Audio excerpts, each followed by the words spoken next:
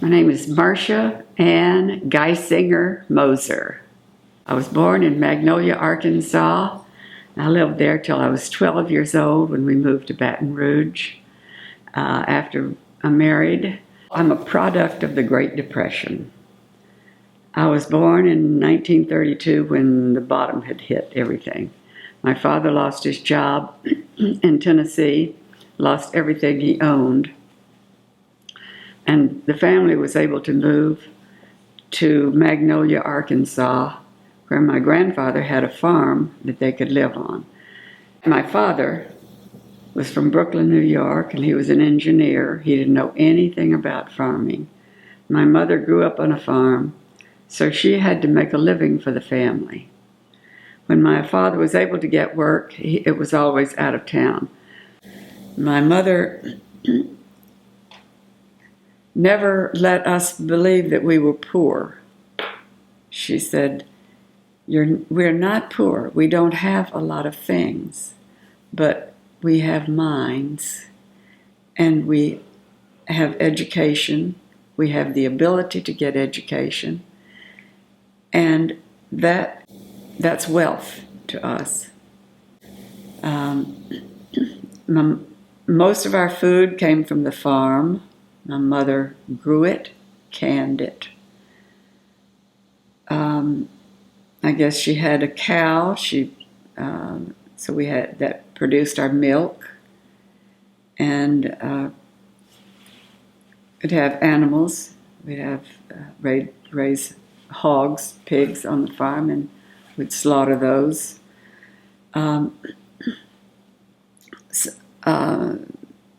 I didn't have anything to throw away. I grew up saving, and I've never known how to be a spendthrift. I've always worried about having enough to put on my back, and I still save. I don't go out and spend money without thinking where it's going to come from. Even though I know it's plenty there these days, it's still, I want to make sure I've got some put aside.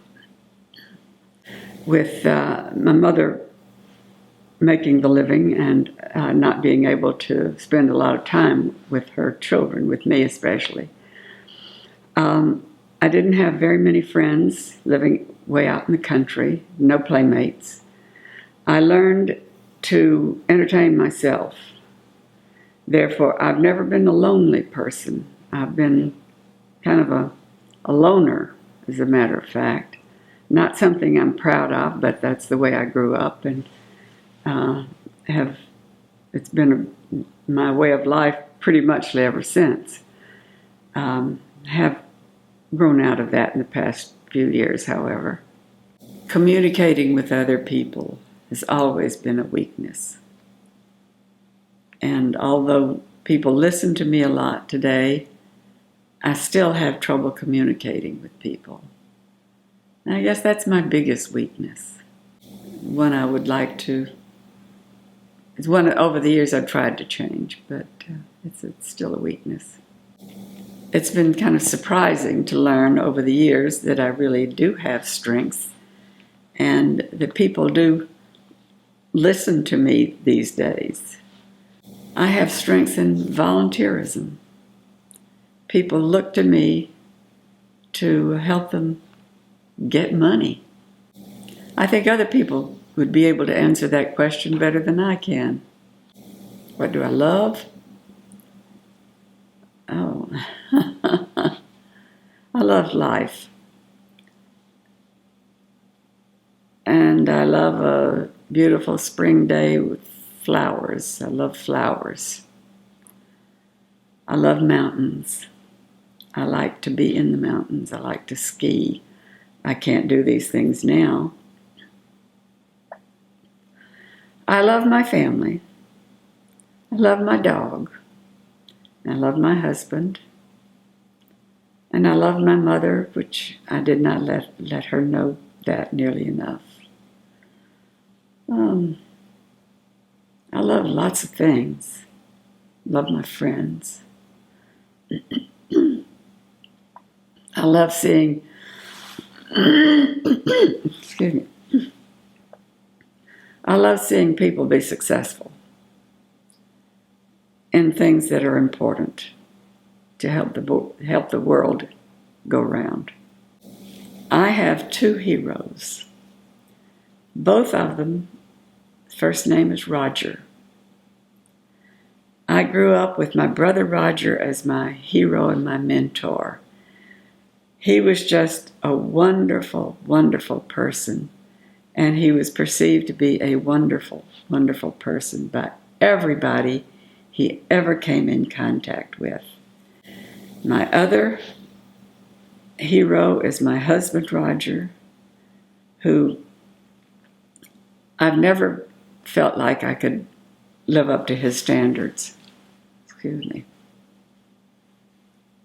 The very highest morals, very highest ethical standards in his home life, in his workplace. He never asked anybody to do anything at work that he wouldn't do himself. Or at home. He would never ask anybody to do something that he wouldn't do himself. He wants his family to be the same way. When he wants to do something, he goes and does it. And he does it well. When he takes on a job, it's going to be done the best of his ability. And that's always pretty doggone good. He was the best school board member the school board ever had. He's been on lots of boards. He was on the board of Lady of the Lake Hospital. One of the nuns told me one time he was the best board member they ever had. The Lady of the Lake Hospital. And he was president of that board at one time. So he's just a very, very hard worker. He works hard, he plays hard, he reads hard. Everything he does, he gives it his all. And I guess that's what I admire most about him. He's a very loving and kind husband, too. Buzzwump is a kind of an endearing word, but there are others. Snicklefritz and Wishky Boom. Just, they don't necessarily mean anything. They're just kind of endearing terms. I like to use words like love and dear. I don't use them enough, and I didn't use them with their children enough as they were growing up. I always wanted to, but for some reason, it wouldn't come out. It's easy to do now. Oh, I regret not spending more time with my children in a personal way as they were growing up. I felt like I had to have a clean house. I had to have good food on the table. I had to have clean clothes for them all the time. My efforts were spent in those ways rather than taking them shopping and playing games with them, doing things with Andrea, playing with Andrea. I didn't know how to play with Andrea, and that's been a big regret of mine. What makes me happy? Seeing other people happy, eating really good food, playing with my little dog, traveling. I guess I just love to see the world. I guess I really live for my husband and my children and my grandchildren and my great-grandchildren. When I think of leaving this world, which isn't going to be too many years before I do, my thoughts come to, I do want to live to see Kyle produce his first film. I would love to live long enough to see these things happen. Of course, I could name all my grandchildren and things I'd like to see them do, but the ones that I know have specific interests and goals at this point in time, I'd love to see them be able to accomplish those goals. And I'd love to be able to see myself getting better conditions so that I am not in such pain all the time with arthritis. But that's not going to happen. I've had it all my life. That's not going to change. I do not like to sleep, to quote, sleep in. When 6:30 comes, I'm awake and usually out of bed. I don't care what's happening. I'm a getter-upper.